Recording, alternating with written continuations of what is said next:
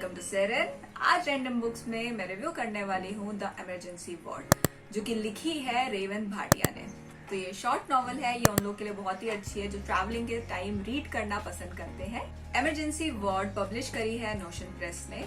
तो आप जैसा कि देख रहे हो कि ये बुक का कवर पेज बहुत ही प्यारा है, इसका जो टेक्सचर है वो बहुत ही अच्छा है और इसके जो पेजेस हैं वो भी काफी अच्छे टेक्सचर के पेजेस हैं। ये जल्दी खराब नहीं हो सकते, तो ये नॉवेल एक्चुअली सेफ रहेगी काफी टाइम तक। तो जैसे कि आप इसके कवर पेज पे देख रहे हो कि एक इमेज है हॉस्पिटल की, जो कि इसके टाइटल को काफी हद तक क्लियर कर देता है। बट जो कॉम्बिनेशन यूज किए गए हैं ब्लू और ब्लैक, वो बेसिकली कुछ बहुत ज्यादा ट्रेजेडी के शेड्स नहीं है, काफी कूल शेड्स हैं। अब हम जाते हैं इस बुक के अंदर क्या है। तो सबसे पहले तो जो ऑथर है रेवन भाटिया, उन्होंने एक ऑथर्स नोट में ये चीज एक्सप्लेन करी है कि कैसे उन्होंने ये एक शॉर्ट नॉवेल का पैटर्न शुरू करने का सोचा है। और ये मुझे काफी अच्छा भी लगा, क्योंकि कुछ टाइम पहले ही मेरा एक डिस्कशन हुआ था कि मैंने कहा था किसी से कि मैं खुद की बुक लिख रही हूँ, और उन्होंने मुझे कहा कि आजकल लोग बुक नहीं पढ़ते। तो ऐसा सच भी है मेरे आसपास मोस्टली लोग बुक्स नहीं पढ़ते हैं, तो इसमें कुछ गलत बात उन्होंने नहीं बोली। और उन्होंने कहा कि क्योंकि मेरा डिस्कशन यही चल रहा था कि वो काफी बड़ी है मेरी बुक, एंड जो थे उन्होंने कहा कि एक्चुअली थोड़ी छोटी रखो बुक, एक तो लोग पढ़ते नहीं है, तो उसके हिसाब से ये लेंथ जल्दी खत्म होने के लिए, क्योंकि लोग ट्रैवलिंग में फिर भी लोग ट्रैवलिंग में स्टिल रीड करना पसंद करते हैं। तो जो ऑथर ने सोच के लिखा है वो काफी अच्छा है। ये लेंथ एक्चुअली ट्रैवलिंग के लिए काफी अच्छी है। खास तौर पे मैं ये कहूंगी कि ये जो है, ये जो लेंथ है, ये अगर आप ट्रेन से ट्रैवल कर रहे हो या प्लेन से ट्रैवल कर रहे हो, तो प्लेन के लिए ये ज्यादा बेटर है। ये जो लेंथ है बुक की, वो 2 से 3 घंटे में खत्म हो सकती है। तो ट्रैफिक का कोई भरोसा होता नहीं है, हम कुछ देर पहले ही जाते हैं, और कई बार ऐसा होता है कि हम काफी देर पहले पहुंच जाते हैं एयरपोर्ट और वहां बैठे रहते हैं, तो हमारे पास काफी टाइम होता है वहां पे भी और प्लेन में भी। तो ये 2 से 3 घंटे का टाइम इस बुक को कंप्लीट करने के लिए इनफ है। प्लेन से जर्नी के लिए बेस्ट है, बट आप अगर ट्रेन के लिए भी रखना चाहो तो इट्स गुड। ये कहानी है करण की, जो कि हॉलीडेज पे अपने घर गया हुआ है, और कुछ कन्फ्लिक्ट्स के कारण वो थोड़ा पसंद भी नहीं करता अब इस एज में, मतलब घर ज्यादा जाना। और उस हॉलीडे के बीच में ही उसके जो चाचा हैं, उनको ब्रेन हैमरेज हो जाता है। तो किस तरीके से वो उन्हें हॉस्पिटल लेकर जाता है, वो इतना मैच्योर भी नहीं है, स्टिल वो किस तरीके से ट्राई करता है। देन वो पूरे टाइम उनके साथ हॉस्पिटल में रहता है, वहां क्या क्या इवेंट होते हैं। तो जो स्टोरी में मुझे 2 बातें काफी अच्छी लगी, जिसमें से पहली जो चीज थी ये कि जो थॉट्स हैं, जो करण के जो थॉट्स हैं, वो काफी जेन्युइन थॉट्स हैं।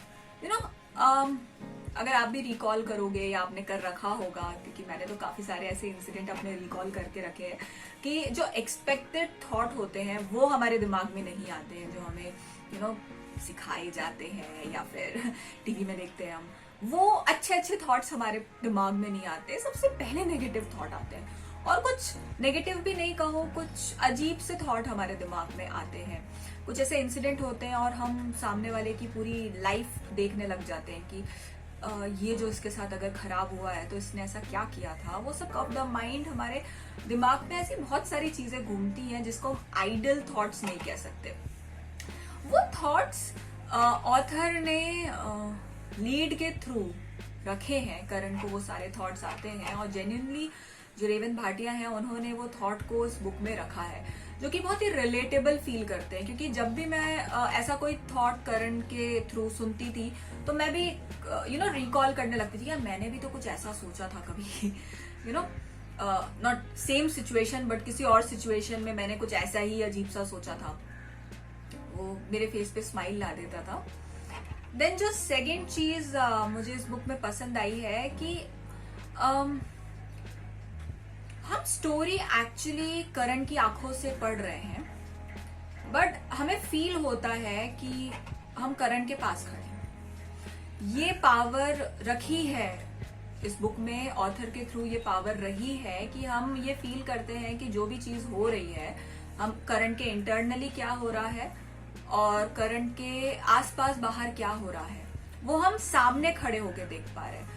लाइक 3 डायमेंशनल उसने लिखा है कि हम यहाँ क्या हो रहा है, यहाँ क्या हो रहा है, यहाँ क्या हो रहा है, वो हर चीज हमें दिखाई देती है। वो जो भी देख रहा है या जो भी इंटरनली सोच रहा है, ये 2 चीज है, एक जो इंटरनली सोचना और एक जो बाहर हो रहा है, वो हमें काफी क्लियरली समझ में आता है। ये ऑथर का राइटिंग स्टाइल का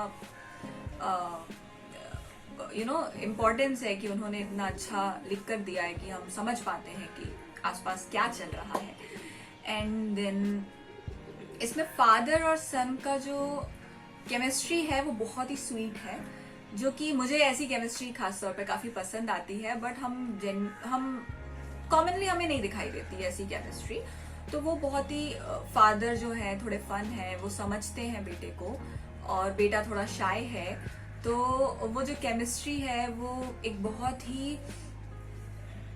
एक सीरियस मोमेंट में इस तरीके की केमिस्ट्री को क्रिएट करना और बहुत ही लाइट मूड में लेकर चले जाना, वो बहुत ही प्यारा इमोशंस थे जो कि ऑथर ने लिखे। कंक्लूजन जो स्टोरी का है वो भी काफी सॉफ्ट है, मैं कहूंगी एक्सपेक्टेड था, बट जिस तरीके से एक्चुअली इस स्टोरी में इसका जो स्टोरी राइटिंग है वो इम्पोर्टेंट है। किस तरीके से उन्होंने उस इमोशंस को दिखाया है, किस टाइमिंग पे उन इमोशंस को दिखाया है, वहां क्या क्या हो रहा है, वो इम्पोर्टेंट है। तो ये स्टोरी एक्चुअली काफी सिंपल है और ज्यादा ऐसा कुछ नहीं है, इसीलिए दैट्स वाई ट्रैवल के लिए बहुत ही सही चॉइस है, क्योंकि आपको ज्यादा दिमाग नहीं लगाना है, आपको एक किसी की कहानी में घुलना है, और जब आप रीड करना शुरू करोगे तो ऑब्वियसली पूरी तरीके से हम करण की लाइफ में चले ही जाते हैं। तो ये ट्रैवल के लिए काफी सही नॉवल है। लेंथ वाइज भी इवन ज्यादा इसमें ड्रामा नहीं है, ज्यादा इसमें कुछ भी ऐसा दिमाग लगाने वाला या स्ट्रेस क्रिएट करने वाला कुछ नहीं है इस स्टोरी में। ऑथर ने ऑथर्स नोट में ये जरूर लिखा है कि इन्होंने शॉर्ट नॉवल क्रिएट करने का सोचा, but what I think is ये स्टोरी लिखी गई थी किसी फिल्म के लिए। ये 1.5 घंटे की फिल्म है जो कि बहुत ही डिसेंट बजट के अकॉर्डिंग लिखी गई है, कि अगर इसे आप बनाओ तो आप बहुत ही डिसेंट बजट पे इसे बना के 30 डेज के शेड्यूल में आप इसे कंप्लीट कर सकते हो।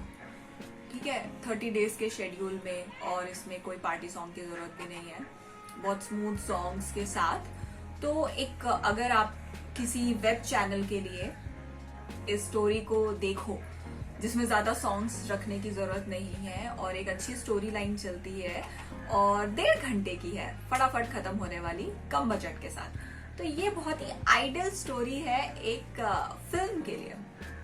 तो ये मुझे लगा, ऐसा मुझे फील हुआ कि ये एक्चुअली किसी फिल्म की स्टोरी है। तो जो लोग भी फिल्म में इंटरेस्टेड है और किसी बुक को अडेप्ट करके आप फिल्म बनाना चाहते हो, तो आप ऑथर से कांटेक्ट कर सकते हो। आपको मेरा ये रिव्यू कैसा लगा प्लीज कमेंट बॉक्स में बताइए। मेरे चैनल को सब्सक्राइब कीजिए, वीडियो को लाइक कीजिए और इसे ढेर सारा शेयर कीजिए।